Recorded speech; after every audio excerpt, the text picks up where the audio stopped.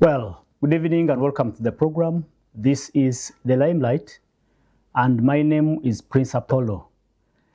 We are speaking about the crisis of high school dropout rates in Uganda. We have a story. Let's run the story and connect with an expert.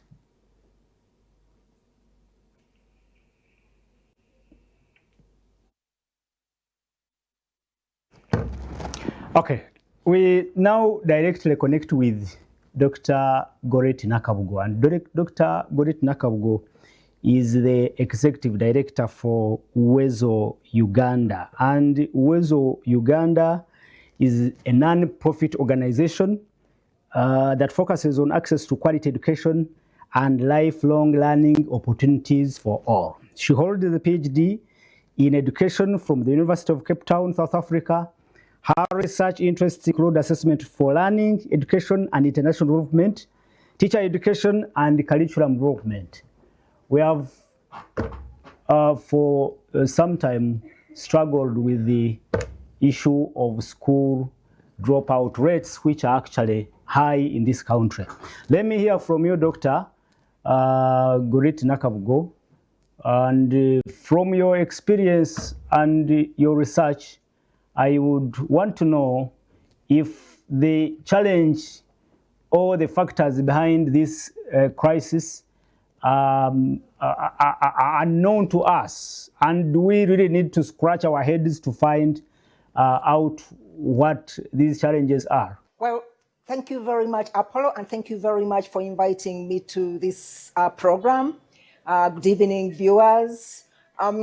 Yes, I would say that the issue of dropout in our system is a crisis because what we are talking about here is the high wastage in the system. So we invest in so many children, millions of children entering primary education, but very few actually complete the different cycles of education. Let me paint the picture for you. So for example, for every 100 children who enroll in primary one in any given year, only 59 of those complete primary education, sit primary 7 and complete it. But out of those who complete P7, the 59%, only 35 of them actually get admitted to secondary. So if I put that roughly in statistics, and these are actually also rough estimates of the Uganda Bureau of Statistics, then you have about 69%, almost close to 70% of children who join primary one but never get admitted to secondary schools. That is a huge wastage in the system. So, and the numbers keep reducing to the extent that by the time they reach senior 6, I mean, we all agree that senior 6 is important. That is why we have it like as the minimum qualification for parliamentarians. If it is important up to that extent, then we should get concerned that we get a lot of wastage, like 88% of the children who enroll in primary one complete senior 6. So like 12% only. That is a huge wastage. And the factors have been known for some time why we have a huge wastage. And our research or learning assessments that we have conducted for the last now almost close to 15 years are indicating that our children are not getting strong foundations. The foundations are weak. And when I talk about foundations, I want to compare to a building or a house. When the foundation of Sinj is very weak, then you don't have a building. So the same applies to our education system. So you have children who join primary school. Many of them don't go to nursery school or preschool. They join P1, they can't read. Primary 2, they can't read. Primary 3, they can't read, they can't count. So many of them get frustrated. It's like that by the time they reach upper primary, P5, P6, they are already kind of frustrated. So they drop out. So the other factor is the issue of finances or financial. Much as we do have universal primary education in place, and we also talk about universal secondary education. Education is not free. There are so many other associated expenses. You talk about the costs of books, costs of food, costs of uniform. So even when schools may not charge, there are those other costs that are associated. But we also know that quite a number of schools, much as it's not accepted, it's quite illegal, they also actually charge some extra fees to supplement the meager capitation grants. So that puts off quite a number of poor parents. So children tend to actually drop off. Especially the cost of secondary education is actually high. So, and when you look at the number of government schools, there are few. Actually, the biggest percentage of schools, secondary schools, are private. Automatically, they would charge fees, and quite a number of parents wouldn't actually afford. So that is another factor. The other one is, and this mainly affects really girls. So there are barriers to education of girls that we cannot be blind to. So the issue of early marriages, pregnancies, especially in disadvantaged communities, it is still rampant. So kids start getting pregnant or marriage during primary. So you have a lot of dropouts also at that age. What about the issue of corporal punishment? You know, school is supposed to be fun. So when kids go to school and you still have corporal punishment, physical punishment, it becomes kind of a burden to them.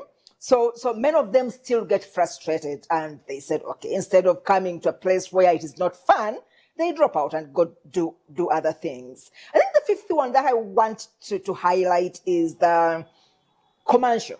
And this mainly actually came up, it was there before, especially in communities like fishing communities or city centers where children get access to doing petty business.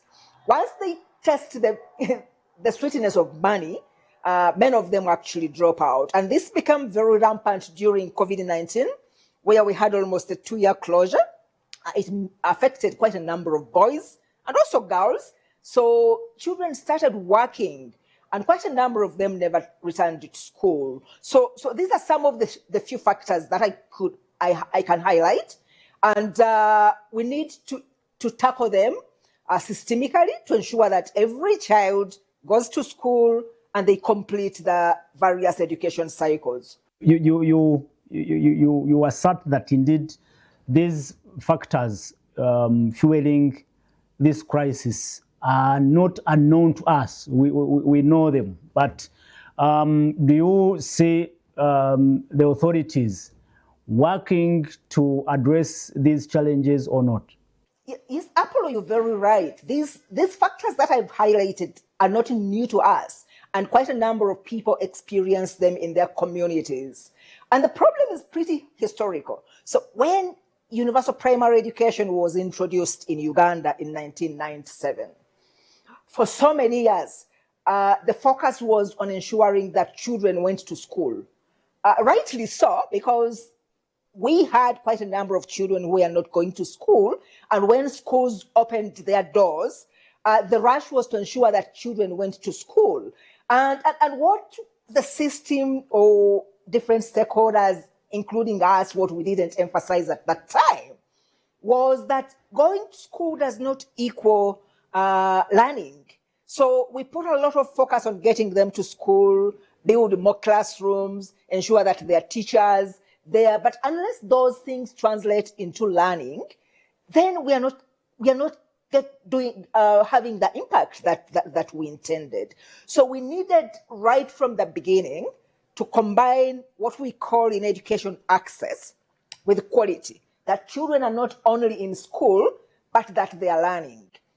And there are factors that that can contribute to ensure that every child actually is learning. Of course, the quality of the teacher is very, very important. A teacher is very well trained. I talked about the factor, one of the strongest factors of the weak foundations when children are not learning, they get frustrated, they drop out. So do we have trained, passionate, committed teachers in those areas? Are we investing enough in the areas that you have the teachers who well trained and they're well supported and motivated to actually teach? We do have this policy, the thematic curriculum, and one of the aspects of the thematic curriculum is the one that requires that children are taught, at least in the first 3 years of primary education, they are taught in their mother tongue or the common language that is spoken within a community.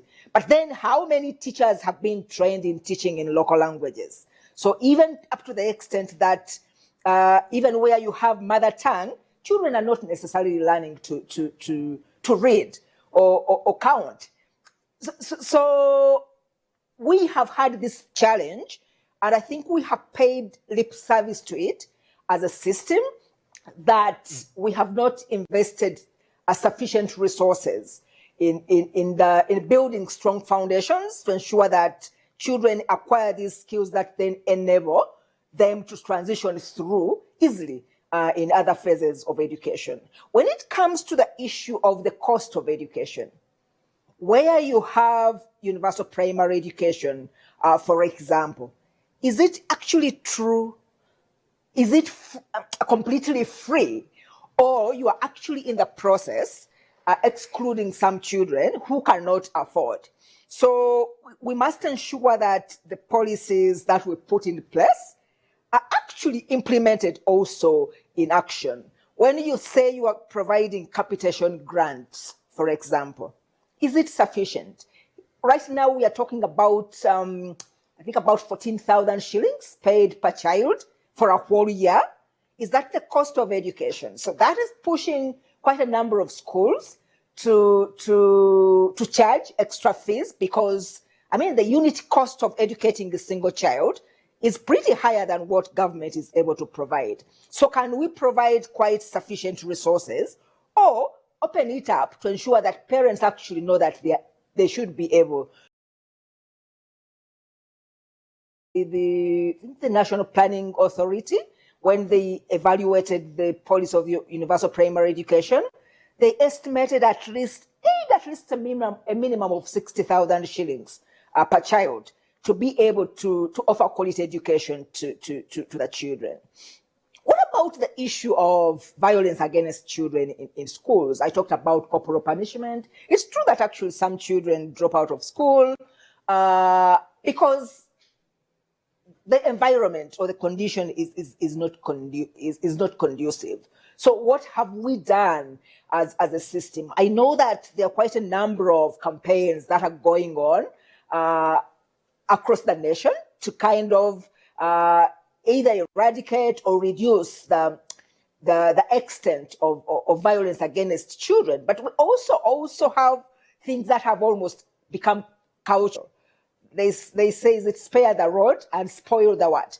Is it the child? So even some parents demand that children are beaten at school, but at the end of the day, it is the child who is paying the price. So also in terms of I talked about the commercial aspect, whereby some of the children entered into the job market quite early. Is our education system a little bit flexible? I know that, for example, in the recommendations of the Education Policy Review Commission, there's a recommendation to reduce the time that children spend in school, to reduce it a bit. Maybe if we reduce it a bit, then some children in some communities who have to take care of themselves, who have to take care of their siblings, maybe they can use the evenings to actually do the small jobs that they're doing to survive. I can't overemphasize the issue of attending to the girl child. I know that of recent, there was this public talk saying that, oh yeah, now a lot of attention is being paid to the girl child, the boys are being excluded. It's actually not true entirely, because there are so many barriers to a girl child that are not applicable to the boys. So issues of long distances, for example, has the policy of having a primary school, a government primary school in every parish, has it been delivered? What about secondary schools? The distances, do we have, because even when you say that you put one secondary school in every sub-county, the distances are so long. So along the way, who is affected mostly? It's mainly the girl child. There are so many stumbling blocks along the way that affect the girl child that you need actually to resolve them. So yes, we know these problems, but as a system, I think we still have a long way to go. We need to walk the talk. Have a long way to go, and it's a multiplicity of factors fueling this crisis. Well, you talked about child labor, you talked about extortionist policies like charging exorbitant school requirements and all of that. But Dr. Nakabugo, let's quickly speak about these pupils who drop out of school. Where are they? Are we actually doing anything to look out for them and find ways of helping them? Do we have any policy that focuses on addressing the challenges of these people who have actually pupils who have actually dropped out of school? Yeah, Apollo, that is actually very, very important. One of the biggest gaps that we have in our education system is the issue of data. It is quite difficult for us to track every child right from the time they enroll in, those who get a chance to enroll in pre-primary, but let's talk about primary one, those who enroll from primary one, and track them to where they are, because until recently, when there was this campaign and action of ensuring that children got the national identification numbers, and I don't know to what extent those have started to be used in terms of tracking and accounting for every child. Before that, actually, it was very difficult. We talk about even the statistics that I gave you, the estimates of how many children drop out at a given level, how many transition to secondary. Those are really rough estimates. We don't know, because you don't have a number that tracks this child. You don't know whether maybe they changed the school, or maybe they drop out for 1 year and rejoined. We don't have that system to track them. So we actually somehow, we just estimate. We don't know where many of these children are. I would like to assure you that one would assume that, for example, these children who don't join, I told you that out of the 59 who complete P7, for example, only 35 get admitted to secondary education. And out of those ones, only 12% actually proceed to senior 6 or complete senior 6. So along the way, one would assume, because we have these programs of skilling children, or TVET, the technical and vocational education and training, one would assume that many of them may go enroll to those vocational schools. But actually, the number of children who go to those vocational schools is also very small. We last did some kind of research and estimates in 2014, about 10 years ago, but I don't think the situation has changed that much, that about 40,000 students were enrolled in vocational. But when you're talking about almost 1 million enrolling in P1 every year, 40,000 being enrolled in vocation even during that time of 2014, that's a very, very small percentage. So these children are not either in secondary education, they are not neither in vocational education, the majority of them, meaning that probably many of them join the job market, but also there are these who go for training, or what we call apprenticeship, who go to juakaris. Maybe they go to garages, they go to the local community and learn how to weave, to braid. So those are there, but because we don't have a system of tracking where they are, it has been quite difficult to even find them and support them. But that said, I think the initiative or the movement, the undertaking by government under the program of skilling Uganda, I think quite a number of children have been supported.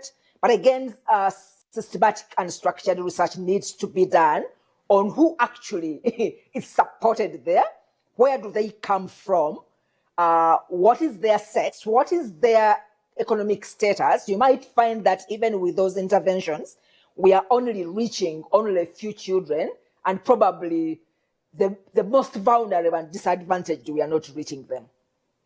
All right, Doctor, as we wind up, the Minister for Education and Sports, Honorable Janet Museveni, during the release of the PLE results, she implored school administrators and the technical team at the ministry to dig deep and find out what the problem could be.